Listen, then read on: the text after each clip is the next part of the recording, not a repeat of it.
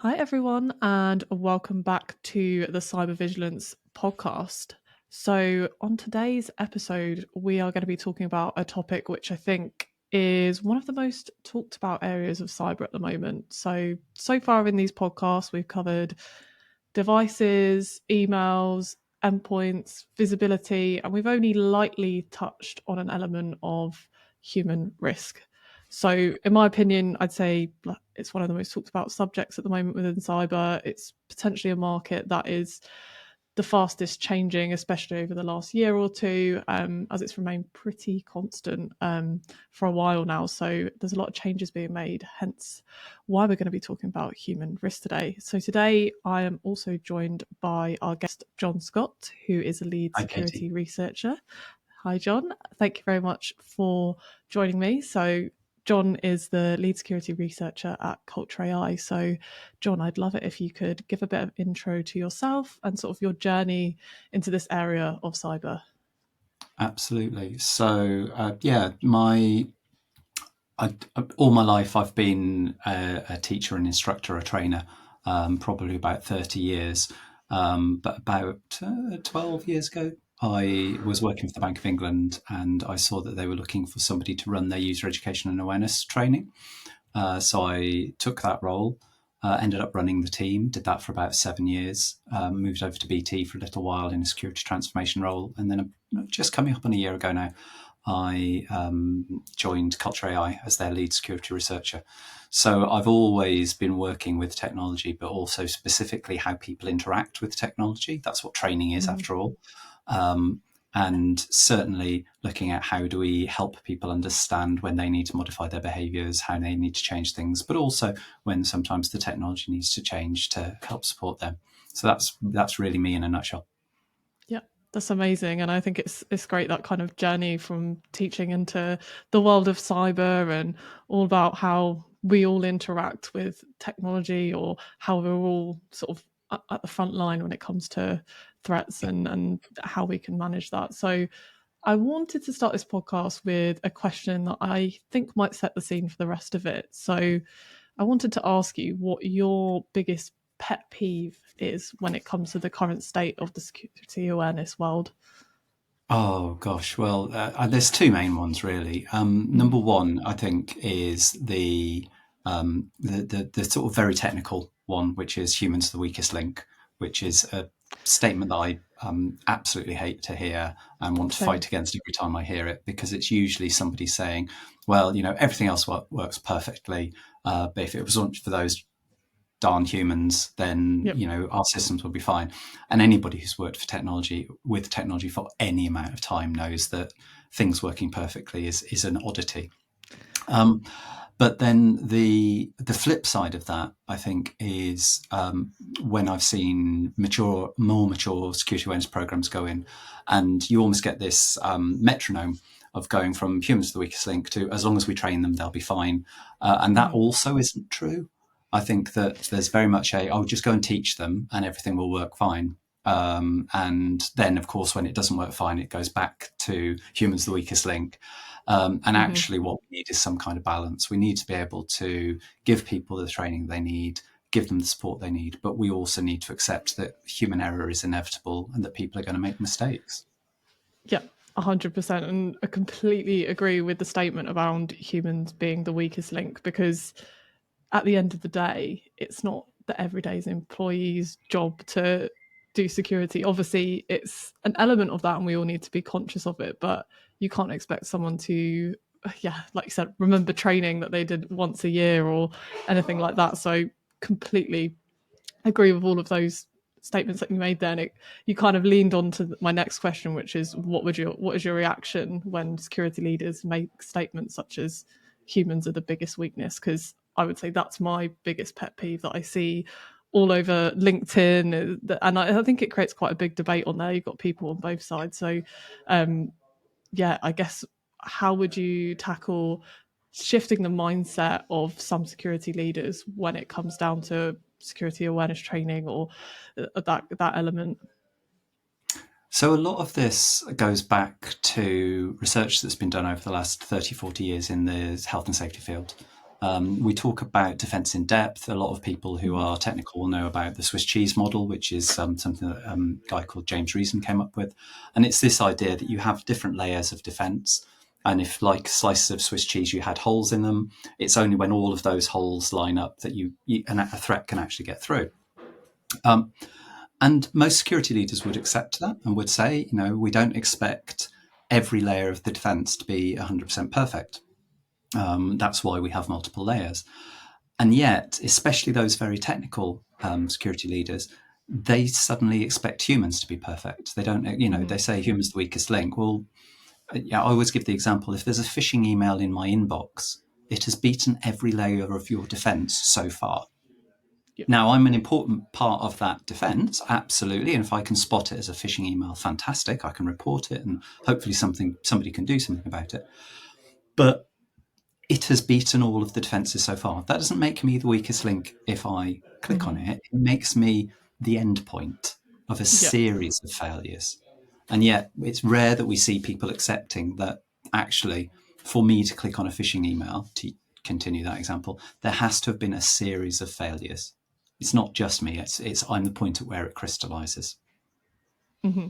Yeah, 100%. And I think in security at the moment, there's a lot of talk about fear and sort of invoking fear within employees if they're doing something wrong by these statements saying they are the biggest weakness, because it's putting everything on their shoulders. And like you said, it's got beaten all of the technologies and procedures and everything that you have in place to stop it from even getting to the employee. And if your tools can't detect that it's a phishing email, for example, how are you meant to? And we did a podcast episode previously talking about email security, and we mentioned in real life cases where security teams couldn't even tell if an email was a phishing email. So how can you expect someone that doesn't live and breathe security or IT or any of these things to pick that out? Exactly. And I remember an example when a senior manager who I got on with very well, but he'd come across an IDN homograph attack, which is where you use Cyrillic letters in the URL instead of Latin letters, Roman letters. And he was like, "Oh, we've got to tell everybody about this." And I said, "Great. How does somebody spot it?" He said, "They can't. It's such a good attack that nobody can spot it." It's like, well, what's the point then? What am I going to tell somebody? There's an attack out there that's just going to make you feel bad that nobody can spot. Luckily, I was working with a really great woman called Katie Barber at the time, and we went away and we sort of brainstormed it, and we realised that your password manager would spot it because it wouldn't autofill your password on a site that wasn't the original site. And given that was one of the key behaviours that we wanted to encourage people to use password managers, we now had a perfect example of where a password manager would save you from something that you yourself couldn't spot. And that, now there's a call to action. Hey, Katie, if you use your password manager, this really cool attack you're immune to. And even if you fall for it and you click on the link, your password won't autofill. So as soon as it doesn't do that, there's something wrong with this link. And that's what we're looking for all the time, I think, certainly in the security awareness space. We're looking for those actionable behaviors, those things we can actually ask people to do that will actually make a difference to our organizational risk. Yep. And I love that example. I've never actually come across that where the password manager, because it makes complete sense, because obviously it's only filling out on the page that it knows. So exactly. I think that's really unique, and I hadn't heard that one yet, but I really like that example. So I guess from obviously what we've been speaking about and kind of setting the scene for where security has awareness and human risk has been in the past, when we think of the shift from that traditional security awareness training model to more of a human risk management model, how would you go about shifting people's mindsets to take human risk management more seriously? So first off, I would say that the level of training that we usually apply when it comes to cybersecurity, especially, I mean, you yourself said maybe we do 45 minutes once a year. That's not really training for behavior change. If you want to become a top athlete, if you want to become good at anything, you have to train regularly to actually put those skills into muscle memory, right? So If you want to go down the sort of traditional training model, then the amount of training that you actually have to do has to be significant. And everybody's got a day job. Even security people don't like doing security training, right? Yep. So I think that is the first thing. Training is really useful for knowledge acquisition. So I can tell you what a phishing email is and what it looks like and some of the threats that we're facing. And now you're aware that there's a risk, and there's that word, awareness.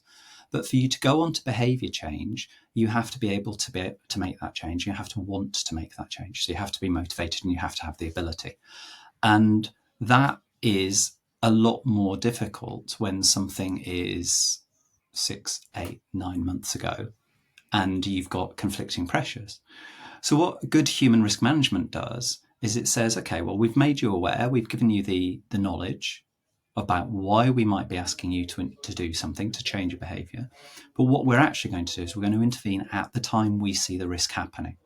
So if you see, for example, if you share some personal information in a public Slack channel or a Teams channel, what have you, and something pops up and says, hey, that looks like personal information. Do you want us to delete that for you? Because you shouldn't be sharing it. You don't even need to say you shouldn't be sharing it, because the fact that you have prompted someone for it says, hey, this is wrong. Yeah.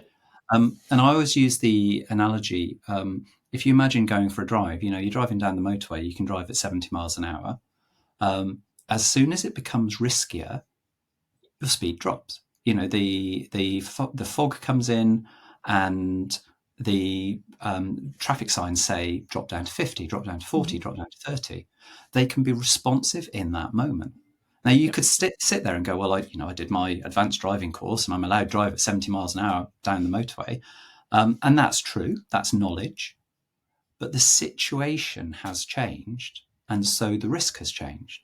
It is now icy, it is foggy, it is raining, whatever it is, you slow down. So for me, traditional training is almost like your highway code. And then you need to understand the situation that you're in. And that's when a prompt, like a nudge, can come up to say, hey, this is risky. This specific behavior is risky. And here is something that you can simply do about it that reduces that risk. And at that point, it makes it really easy. And that's key. It makes it really easy for that person just to go, yeah, lock that file down, ease off on the accelerator, whatever it is, for our extended metaphor, and actually reduce the risk at the moment that it is happening or shortly afterwards. That, for me, that's the absolute fundamental.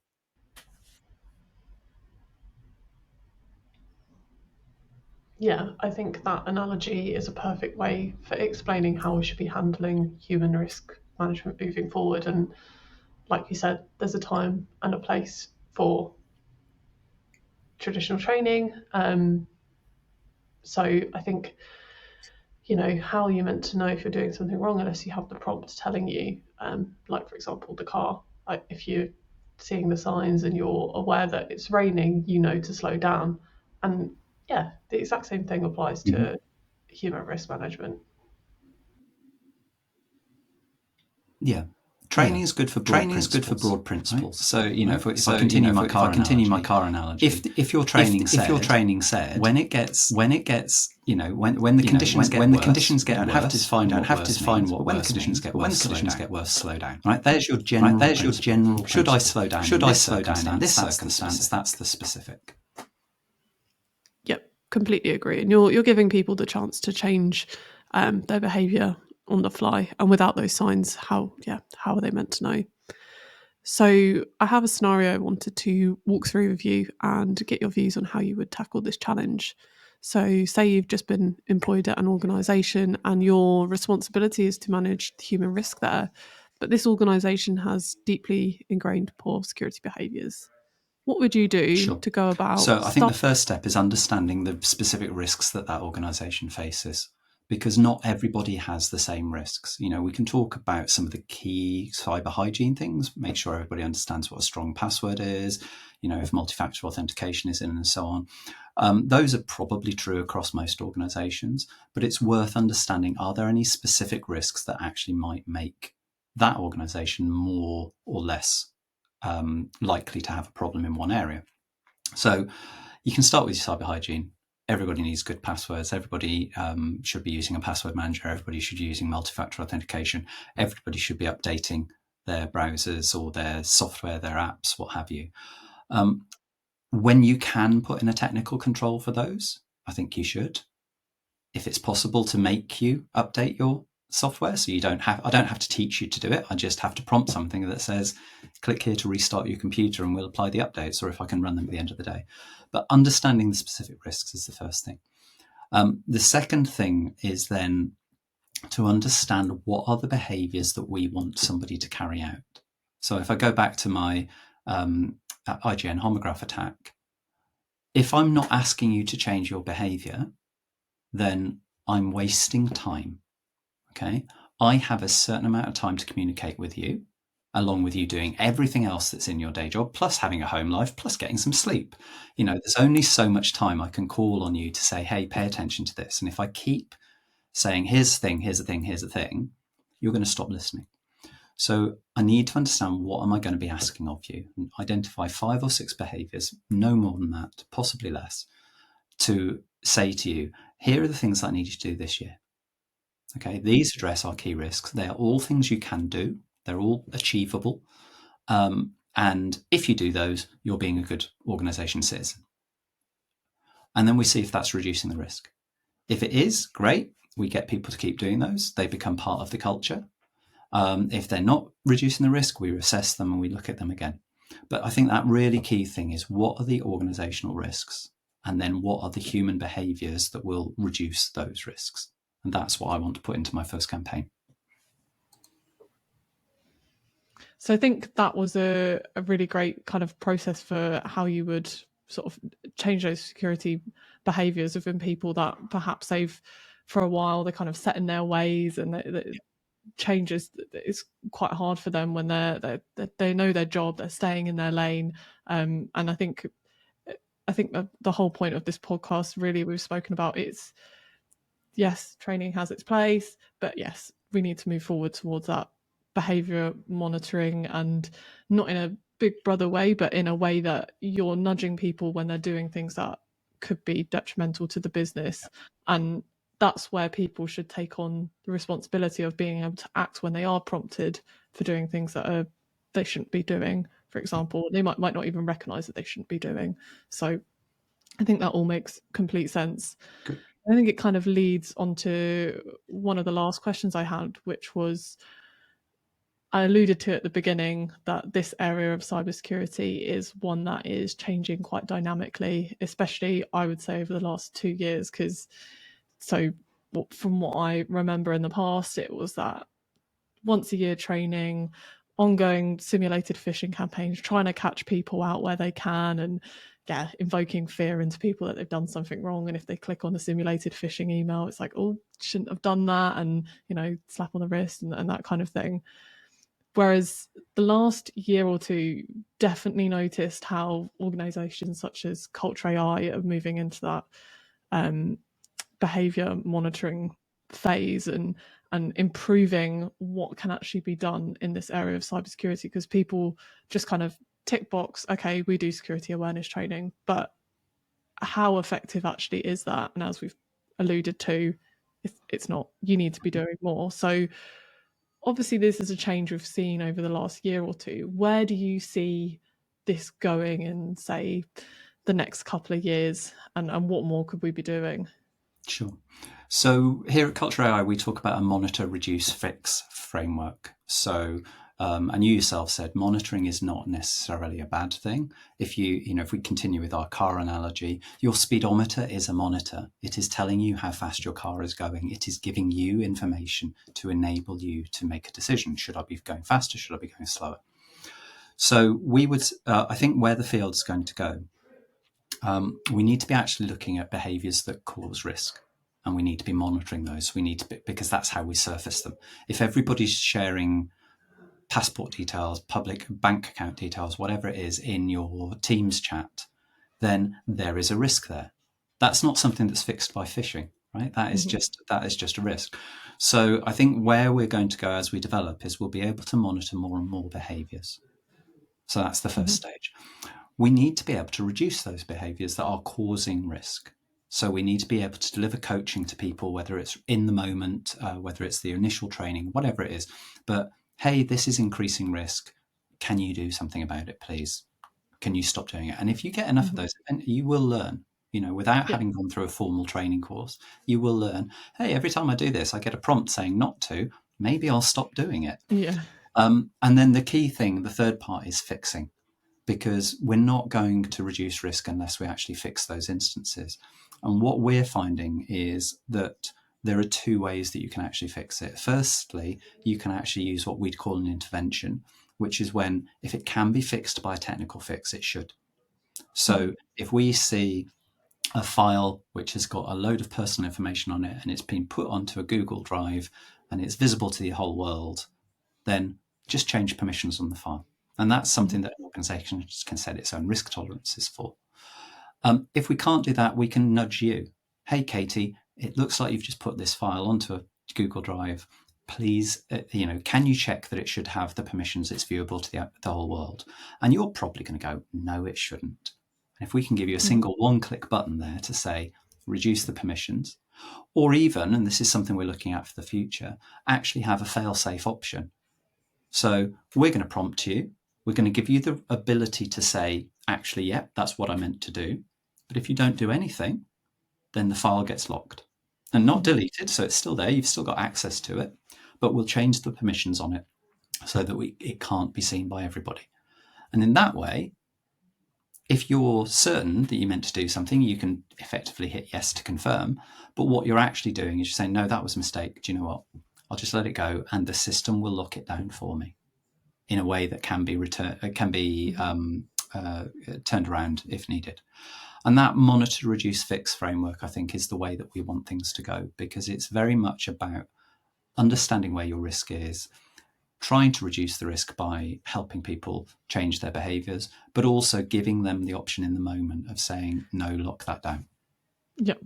Yeah, no. And I think that's amazing because, like you said, in some cases it might be something that someone actually genuinely means to do and it isn't a risk and you could be prohibiting their productivity. But then again, it could be either way. So giving people that option, but then also the fail-safe is obviously covering all your bases there.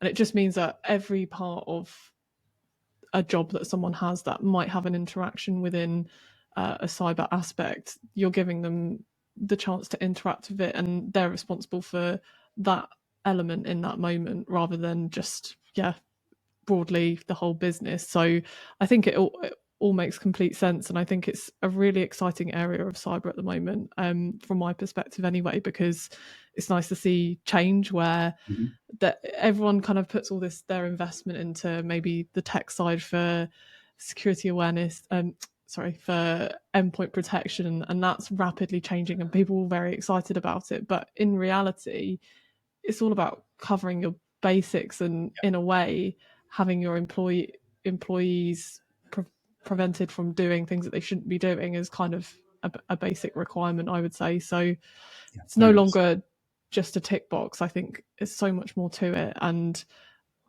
I'm personally quite excited to see where it changes in the next few years because it's been exciting so far. Good. Yeah, well, likewise. It's a field that I think is really important. I think the more, up until now, so much energy, so much effort has been put on to fixing the technological problems. And what we want to really do is help support people to both understand and to fix any risks that they might be able to. And that's really key. I think that, ultimately, if you want to change the culture of your organization, if you want to have a culture which values security, then you have to have a workforce who agree that it's important and who actively want to do things to make things more secure. And you do that best by supporting them, by coaching them, and then helping them to make fixes when they're needed. Yeah, I think that's an excellent closing remark there as well. So I think we've covered quite a lot of important areas within human risk here. And John, I really appreciate you joining me on today's episode. It's my pleasure.